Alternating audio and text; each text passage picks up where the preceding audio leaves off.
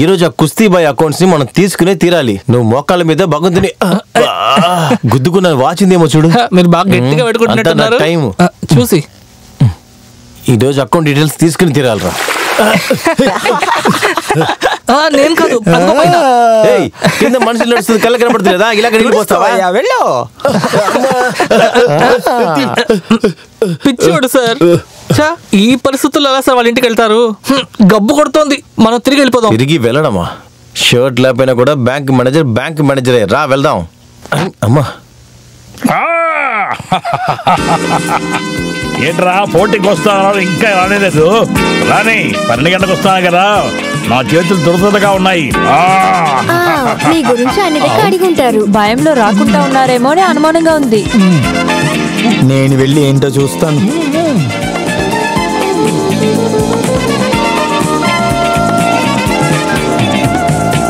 గురుగారు వాళ్ళు వచ్చేసారు, మీరు తయారుగా ఉండండి. మీకు ఇంకొక గుడ్డు తీసుకొచ్చానా?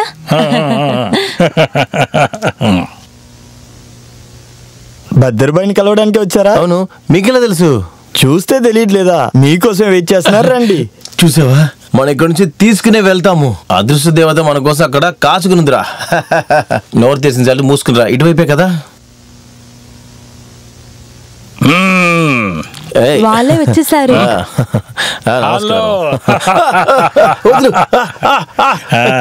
నన్ను పట్టుకోవడానికి వచ్చావా? అకౌంట్స్ పట్టుకోవడానికి వచ్చా, కరెక్ట్ కనిపెట్టేసాడు. చూసావా, నేను కాచుకునే ఉన్నాను. సరే, టైం వేస్ట్ చేయకుండా ప్యాంట్ తిప్పేసి లోపలికి రండి, నాకు చాలా పని ఉంది. ఏంటి ప్యాంట్ ఇప్పమంటున్నాడు? ఎందుకు అలాగా? అదే పద్ధతి. లోపలికి వెళ్ళాలంటే ప్యాంట్ వేసుకోకూడదు. అయ్యో, అది ఎలాంటి చాలా అసింగా ఉంటది కదండి.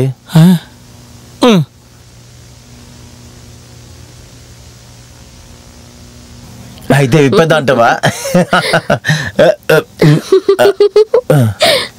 తొందరగా వెళ్ళండి, వాళ్ళు వెయిట్ చేస్తున్నారు. రా, ఎదురు దోస్తలావు.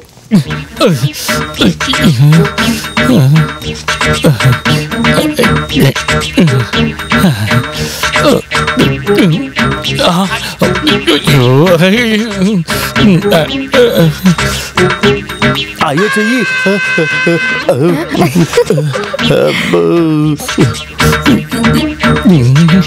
వచ్చావా? ఇంకా పెద్ద కపితాన్ సాయిన్ మాత్రమే మిగిలింది. భగవంతుడా, ఎలాగైనా దొరికించు.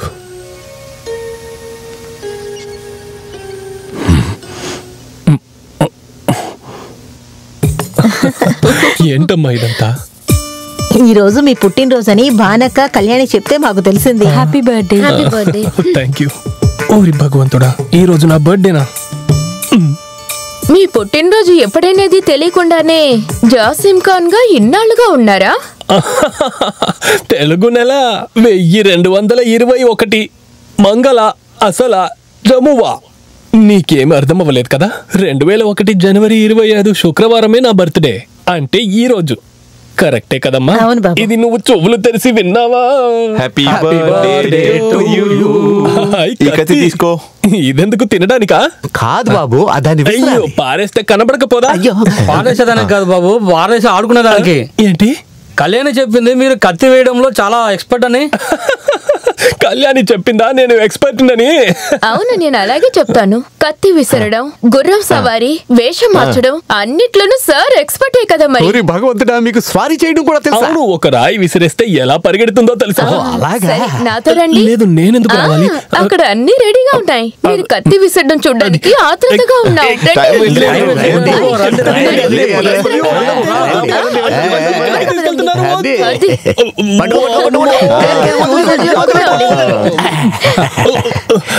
నమస్తే.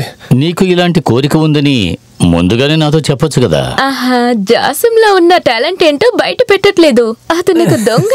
ఇంకా మొదలెట్టండి. ఏంటిది? కత్తి విసరడం. కత్త? ఇలా చూడండి, మీ గొప్పతనం చూడడానికి అందరూ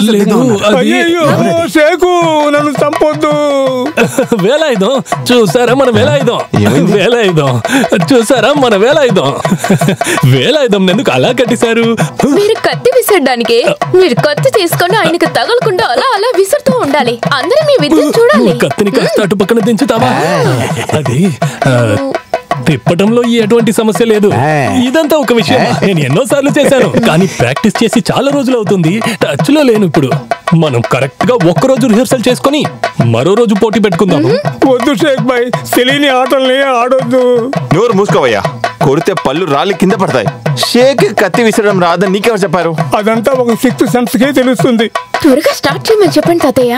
ఇక లేట్ చేయొద్దు, మొదలు పెట్టండి.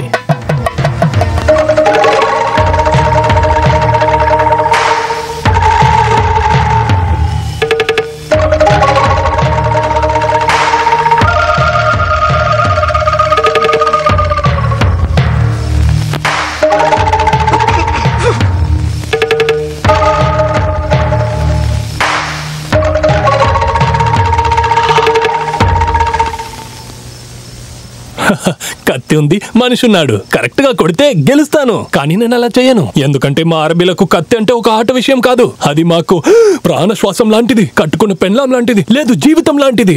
కత్తి వీసేటప్పుడు ఏదైనా ఒక తప్పు జరిగిందంటే దానితో వాడి జీవితంలో ఎక్కువ విలువైన విషయాన్ని ఆ రోజుతో వాడు కోల్పోతాడు. నాకు చాలా పనులున్నాయి, దయచేసి నన్ను ఇక్కడ నుంచి ఆటలాడొద్దు. ఇక్కడ కట్టేయాల్సింది వేలాయుధంని కాదు. అలా అయితే అరబిక్ రూల్స్ ని ఎవరు మార్చవద్దు. అది కూడా సరేనే. నీ యొక్క ప్రైజ్లెస్ అయిన వస్తువు ఏంటి చెప్పు.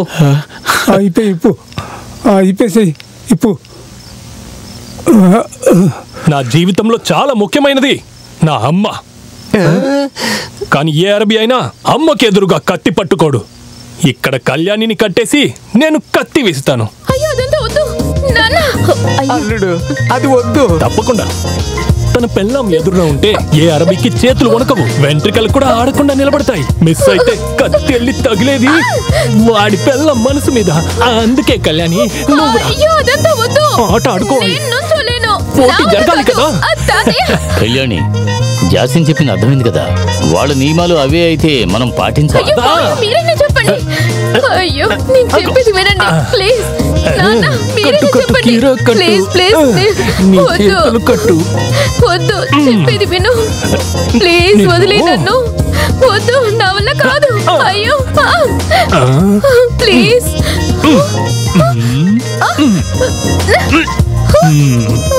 Okay, all the best.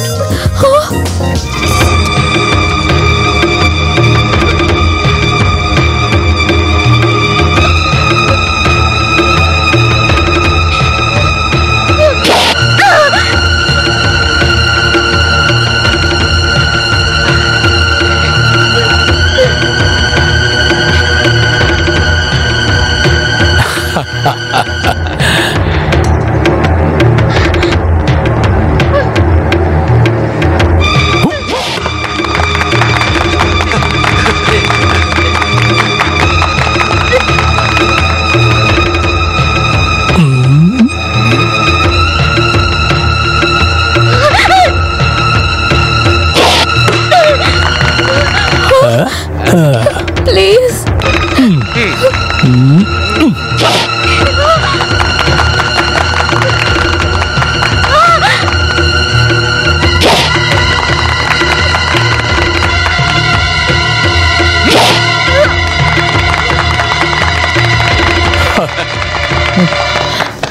నీకేం కాలేదు కదా, భయపడకు. ఏం భయపడలేదు.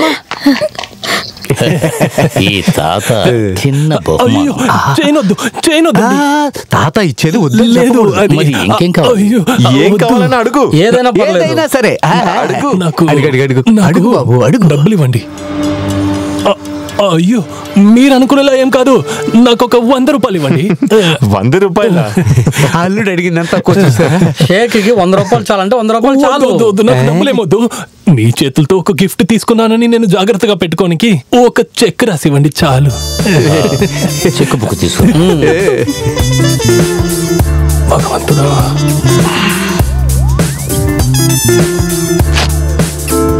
నా దగ్గర ఉంది. మీరు వెతికి దాన్ని తీసుకొచ్చి ఇదిగోండి.